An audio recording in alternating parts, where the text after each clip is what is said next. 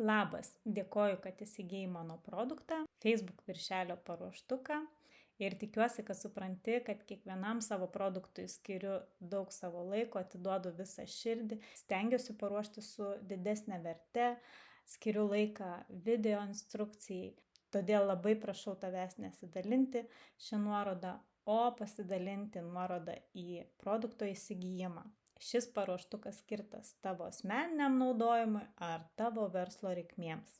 Šiame video noriu trumpai aptarti, kaip atrodo šis šablonas ir kaip juo naudotis. Gautame PDF faile greičiausiai jau radai ir nuorodą į šį video ir nuorodą į patį Canva šabloną. Taigi keliaujame į nuorodą, spausti čia atidaryti šabloną. Ir toliau spaudžiame Edit Template. Pačioje pradžioje būtinai išsaugokite šitą šabloną į savo Canva aplinką ir jau tik toje aplinkoje taisykite ar koreguokite pagal savo norus. Spaudžiame File, Make a Copy ir atsidaro jau kopija. Šią kopiją galite matyti savo Canva aplinkoje, tai keliaujame tiesiog į Canva ir šioje vietoje turite matyti jau tą kopiją. Taip pat viršuje, pačioje nuorodoje irgi matome pavadinimą, kad yra kopija. Vadinasi, šis šablonas yra pas jūs aplinkoje ir jame galite daryti pakeitimus. Pirmame puslapyje jau yra paruošti reikalingi išmatavimai ir vaizdavimai mobilioje ir kompiuterio versijose. Matome du skirtingus rodmenis, tai rožinis yra mobilios versijos, o violetinis yra kompiuterio versijos. Tai reiškia, kad mobilioje versijoje mes matome šiek tiek platesnį, o kompiuterio naršyklėje mes matome siauresnį ir ilgesnį Facebooko viršelį. Ką tai reiškia? Tai reiškia, kad mes turime skirtingus vaizdavimus ir pagrindinius elementus turime išlaikyti šioje šviesiai violetinėje zonoje. Šioje zonoje atvaizduoti elementai matysis tiek mobilioje, tiek kompiuterio versijoje. Taip pat išskyriau dar kelias nesaugias zonas mobilioje versijoje. Šioje vietoje dažnai būna mobili kamera ir atvaizduojamas juodas pailgas ovalas, o šią vietą dengia mobilioje vietoje profilio nuotrauka. Todėl dedant netgi ir paprastą nuotrauką, atsižvelkite į šias zonas. Pirmą puslapį visada paliekame ir jo neliečiame, tam, kad galėtumėm tiesiog vėliau pasižiūrėti ir prisiminti, kurios šitos zonos yra saugios. Visas taisymus darome į antro puslapio kopijoje. Kodėl rekomenduoju pasidaryti kopiją? Dažnai būna taip, kad mes kažką taisome, netyčia ištriname ir jau nebeatsimename, kaip buvo, ir atkurti vėl yra per naujo sudėtinga. Todėl aš dažniausiai pasidarau kopiją ir jau tada toj kopijoje keliu. Jeigu čia pats darau kažkokias klaidas, tai tiesiog ištrinu ir vėl pasidarau dar vieną kopiją.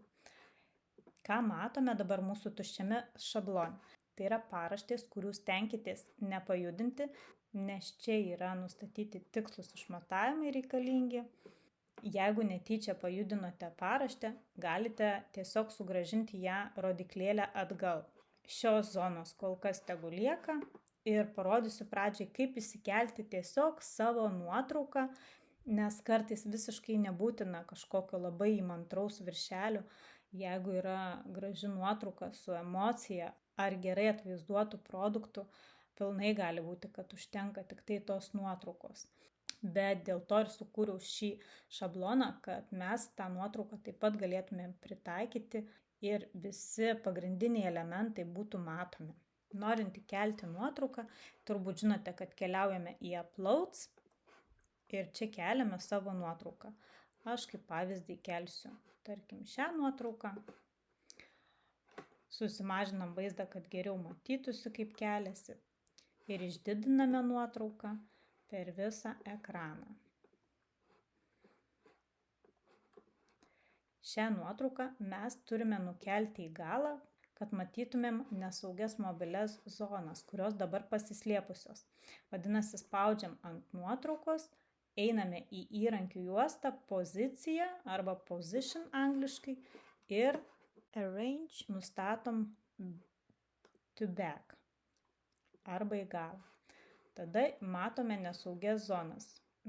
Kaip galime koreguoti šią nuotrauką, man gal nepatinka, kad nukerta dalį skarelės, tai aš galiu tiesiog pakoreguoti nuotrauką ir atvaizdavimą. Pridėjau kitą langą, nes nedavė laisvai valdyti, tai tiesiog pridėjus man lengviau valdosi. Galime įsikelti ir tekstą, šiek tiek padidinam. Aš stengiuosi naudoti savo parduotuvės šriftą, kaip ir parduotuviai. Tarkim, galime parašyti rudens kolekcija. Norėčiau pakeisti dar spalvą, nes nesimato juodos. Taip, pabandom baltą naudoti.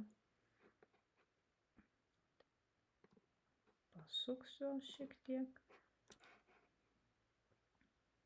Ir dėsiu šioje vietoje. Kodėl dedu šioje vietoje? Nes tai yra saugi riba, matosi ir mobiliam, ir kompiuteryje, ir dar neuždengiam logotipų žodžių. Tai bandome įtaikyti į šią vietą. Taip, rudens kolekcija, o šitoj vietoj parašysiu aš savo šūkį, kurį dažnai naudoju. Daugumoj vietoj. Tai. Ir tempiu į šitą kraštą. Šiek tiek padidinu, kad matytųsi geriau ir stengiuosi vėl neperžengti šių ribų, kad būtų šiame kvadrate, kur yra saugi zona. Tai štai turim paprastą viršelį, kurį galime jau išsaugoti, bet prieš saugojant reikia ištrinti nesaugias zonas, šias rožinės, ir tada keliaujame į share, download, dažniausiai aš JPG formatą pasirenku ir išsaugom tą puslapį, kurį sukūrėm. Tai mums reikia dabar trečio puslapio. Nuimu varnelę nuo select all ir saugau tik trečią puslapį. Ir darome done. Download.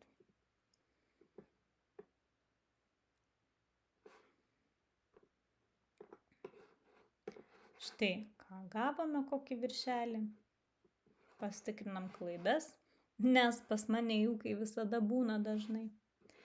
Ir galima tada jau tą viršelį bandyti kelti į Facebooką. Pasižiūrim, kaip atrodo įkėlusi Facebooką, keliam upload, pasirenkam viršelį. Ir čia dar galima šiek tiek pasikoreguoti aukštį kompiuterio versijoje. Tai man atrodo, kad čia visai yra pakankamai gerai ir darome save. Išsisaugojo, bandome iš pirkėjo paskyros pasižiūrėti, kaip atrodo.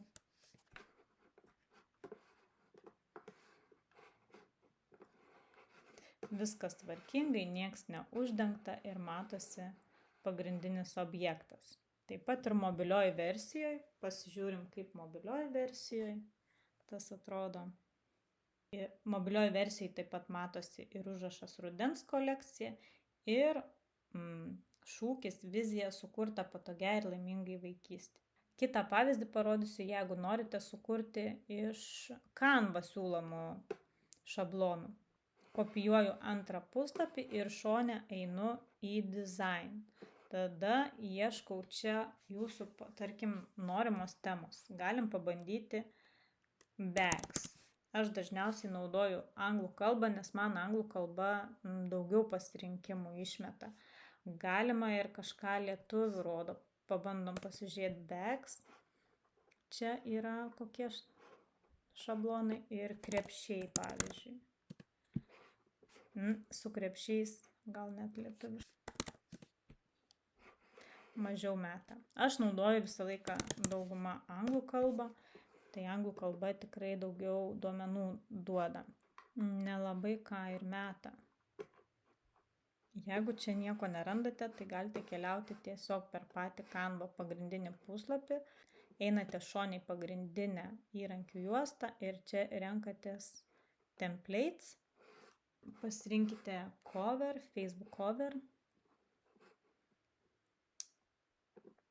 Galima šitą rinktis. Ir bandom čia įvesti bags. Čia daugiau meta, bet dar netinka mum tie išmatavimai. Facebook post. Va, Facebook cover landscape apply. Čia gavome daugiau, bandome pasižiūrėti kokią nemokamą versiją, tarkim, su krepšiais. Pasirenku, tarkim, šią. Atidarau, customize this template. Jeigu atkreipėte dėmesį, apačioje čia dar išmeta panašių šablonų. Nemokamas matau ir šis, galite rinktis ir pasikoreguoti pagal save. Dabar renkamės šį šabloną, nors man jis nelabai patinka, bet kažkiek pasikoreguosim pagal save.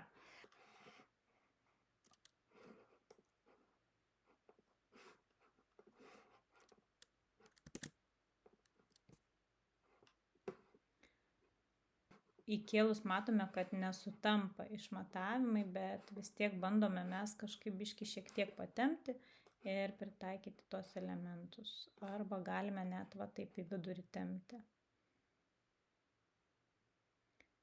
Šitaip ir man čia kiti šitus aš ištrinu, nelabai man patinka. Čia kažkiek į ten patempiu, šitus ištrinu, ištrinu, ko nereikia. Šitą palieku kol kas, šitą. Aš iš tikrųjų pabandysiu surasti kažkokią gražią nuotrauką ir ją įdėti į foną, man taip galbūt labiau patinka. Turėkite omenyje, kad nuotraukų yra, kurias galite Canvoj pasirinkti pagal savo nišą ir tiesiog naudoti nemokamai, susirasti prie Elements bags. Spaudžiate čia, kur yra fotos ir darote filtrą free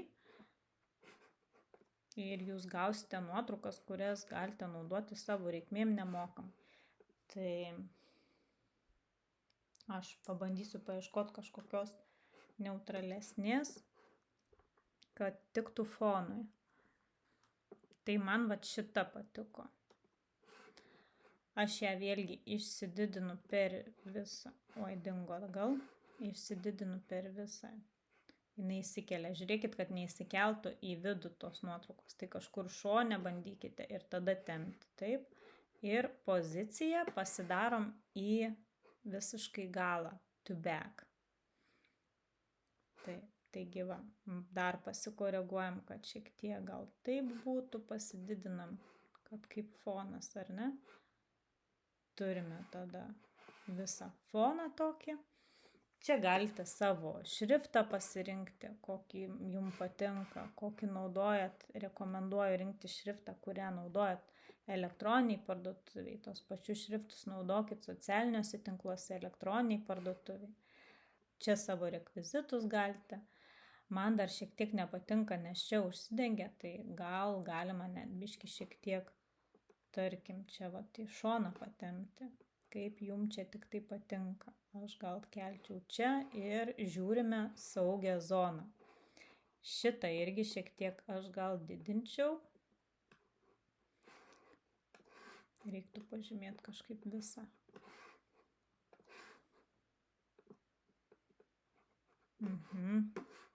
Kaip nesižymi. Einu į pozicijas, layers ir tada bandau visus pažymėti ir padidinti.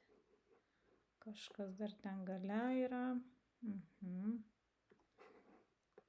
Tai reiškia, einu atgal ir tą galą sugrupuoju, pažymiu. Ctrl su pele šitus sluoksnius visus. Taip, ir tada darau group.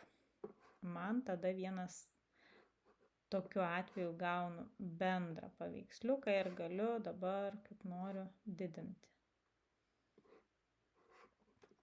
Kartu ir tas backgroundas išsididina.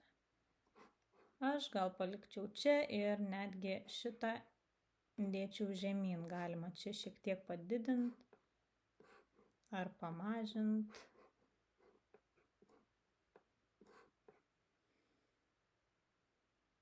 Centruoti bandau pagal saugią zoną ir pasikilnoti irgi kaip jums gražiau. Nesaugias zonas, jeigu pasislėpia, aš iškeliu į viršų, tai yra pozicija, layers. Pasižymiu šią nesaugią zoną, keliauju į arrange, į to front, grįžtu į layers, kitą nesaugią zoną pasižymiu. Jau šita yra viršuje. Kad matyt, kiek uždengia nuotraukos. Tai čia šiek tiek uždengia, tai manyčiau galima dar gal čia į viršų šiek tiek, nieko baisaus. Pasididinam čia savo šriftus, kur reikia, kur nereikia. Vėl nepamirštam prieš saugojant ištrinti. Ir gauname štai kokį paveiksliuką. Galime pasižiūrėti išdidinus, koksai viršelis. Tikiuosi, kad šis šablonas palengvis jūsų šiek tiek kasdienybę. Jeigu turite klausimų, rašykite, pasistengsiu atsakyti. Ir linkiu visiems sėkmingo naudojimo. Iki kitų susitikimų.